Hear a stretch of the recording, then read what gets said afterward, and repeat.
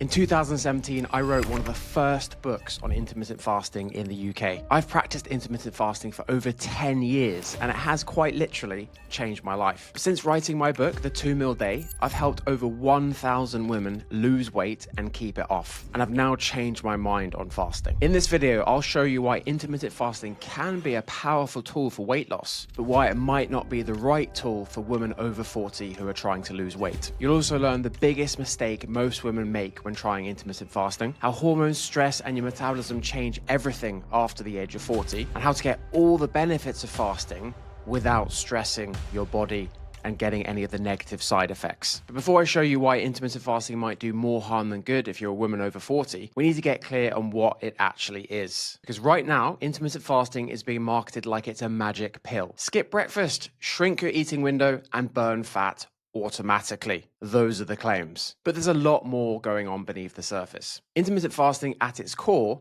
is when you cycle between periods of eating and not eating. It doesn't tell you what to eat, it tells you when to eat. It's nothing new. Every ancient culture and religion has practiced intermittent fasting in some way for thousands of years. There are many different styles, like the 16-8, the 5-2, alternate day fasting, or my own method, the 2 meal day. Intermittent fasting isn't magic.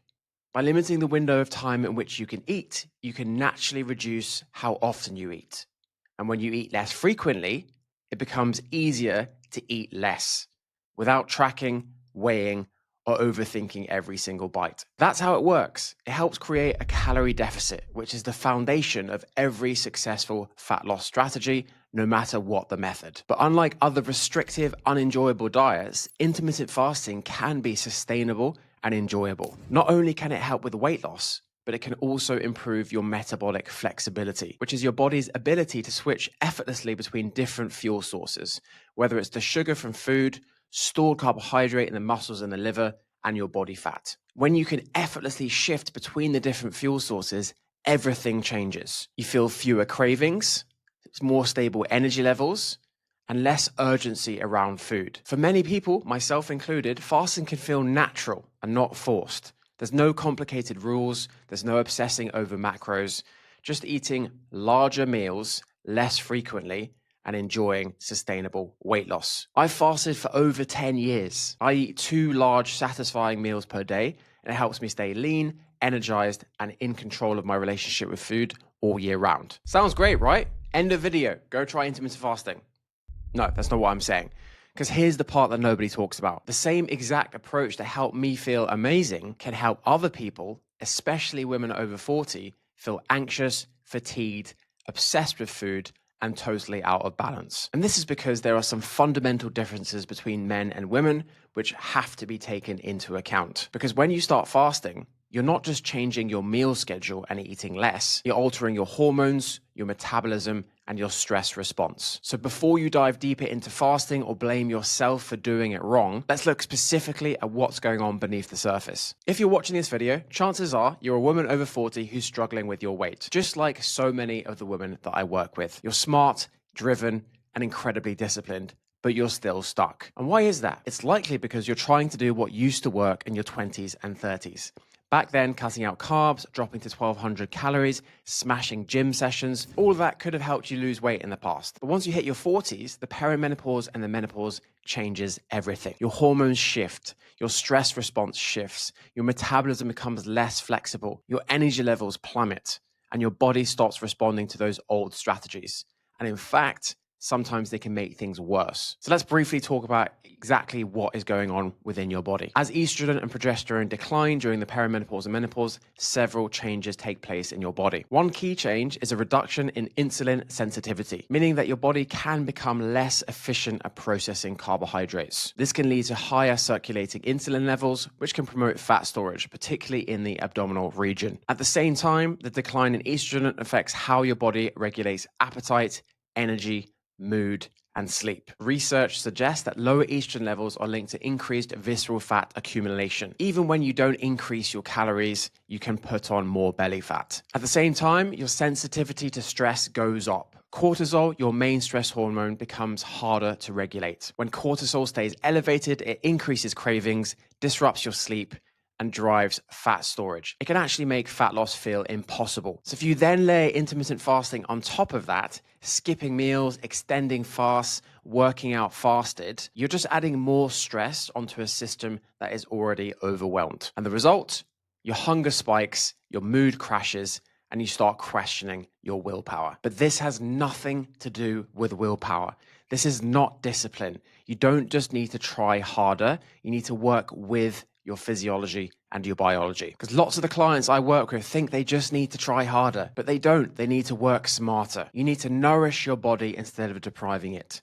You need to learn to manage stress and not ignore it. You need to support hormonal health and restore metabolic flexibility so that your body naturally burns fat and regulates appetite. When you make those changes, when you stop following old rules that no longer fit into your life, everything gets easier. Your cravings drop, your energy comes back, and the fat starts coming off without extremes. And that's exactly what we're going to dig into next. Because it's not just about hormones, why fasting can do more harm than good for women over 40. It's also because it doesn't address the root cause of the issue. So let's look at that. When I wrote my book back in 2017, I believed intermittent fasting was the answer. I thought if everyone incorporated fasting in some way, shape, or form, all their problems would be solved. That's because it helped me control hunger, stay lean, and simplify eating. But when I started working with real women, mums, busy professionals, women in the perimenopause and the menopause, I saw something very different. Fasting alone wasn't enough.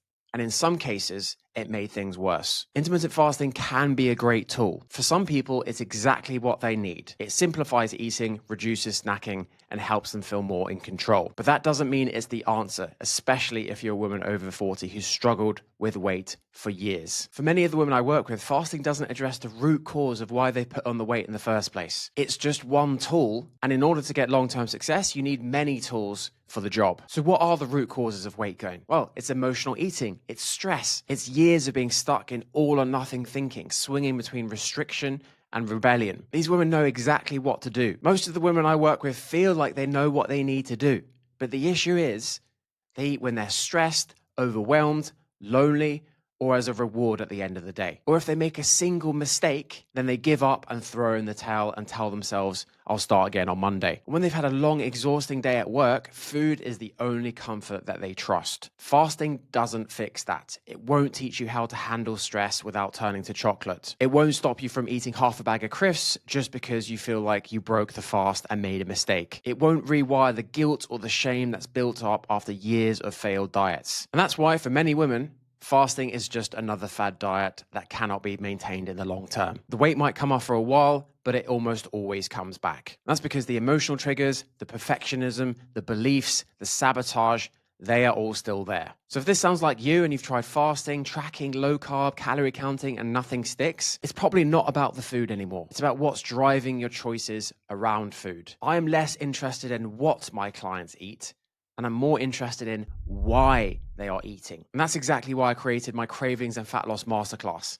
In it, I break down how to reset your relationship with food, stop emotional eating, and lose weight in a way that actually lasts. If you want to get access to that, click the link below. So for a lot of the women I work with, it's not just about hormones or emotional eating. It's the fact that their body is stuck in sugar burning mode. The technical term for this is being metabolically inflexible. It means your body relies almost entirely on a constant stream of food and carbohydrates to function. If you have constant cravings, energy crashes, or you get irritable if you don't eat, then likely you are stuck in sugar burning mode. And it's going to make you feel totally out of control with food. It's going to make eating in a calorie deficit almost impossible. And this is why fat loss can feel like a battle. So intermittent fasting can improve metabolic flexibility for some people. However, there are all these potential negative side effects, particularly if you are a woman over 40. So instead of jumping straight into fasting, I'm going to give you the exact same 3 tips I give my coaching clients. And this will help you reset your body to burn fat gently with no tracking, no restriction, and no skipping meals. Number 1, eat 3 large, satisfying meals at the same time every single day. Sounds incredibly basic, but most people are eating 6, 7, 8, 9 times a day. They are grazing all day, every day. So going back to basics, focusing on 3 square meals, prioritizing protein and fiber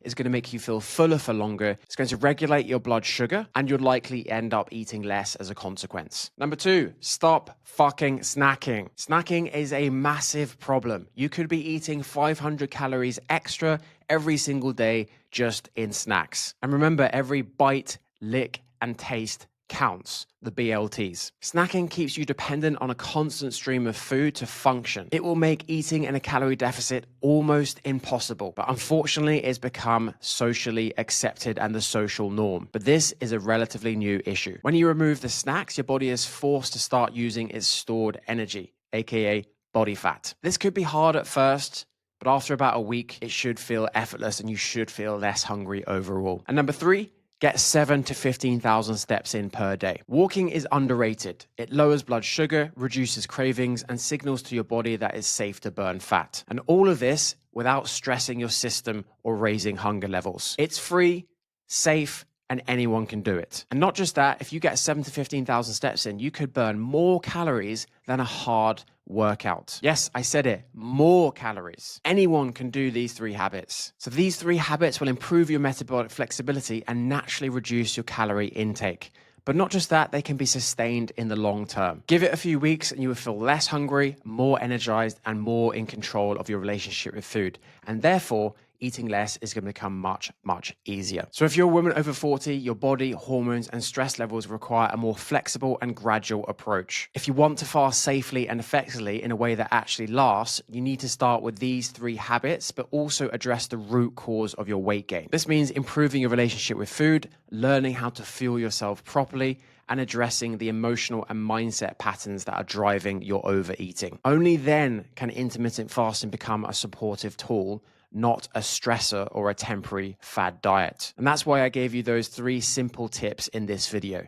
Eat satisfying meals, stop snacking, and move your body consistently. These steps improve your metabolic flexibility and bring your body back to balance. But if you've been dieting for years, if your relationship with food is filled with guilt, stress, or shame, if you currently feel completely out of control when it comes to eating, then these 3 tips might not be enough. You may need more than just watching a YouTube video or listening to a podcast. And that's exactly why we offer the Food Freedom Breakthrough Call. It's a free one-on-one call with either myself or one of the team where we'll help you unpack exactly what's going on, share what's working for other women just like you, and show you how our proven system can help you lose weight without restriction, without shame, and without starting over every single Monday. So if you're ready to finally feel in control around food again, click the link below and book in a call. I would love to be able to help. But if you're not ready for a call, that's no problem at all. Make sure you watch this next video right here. It breaks down the 21 biggest mistakes women over 40 make when it comes to losing weight. And the chances are you're making at least 3 to 5 of them without even realizing it. Because if you feel like you're doing everything right, but you're still not seeing results, make sure you catch this video because it's going to tell you exactly what you're doing wrong. I'll see you there.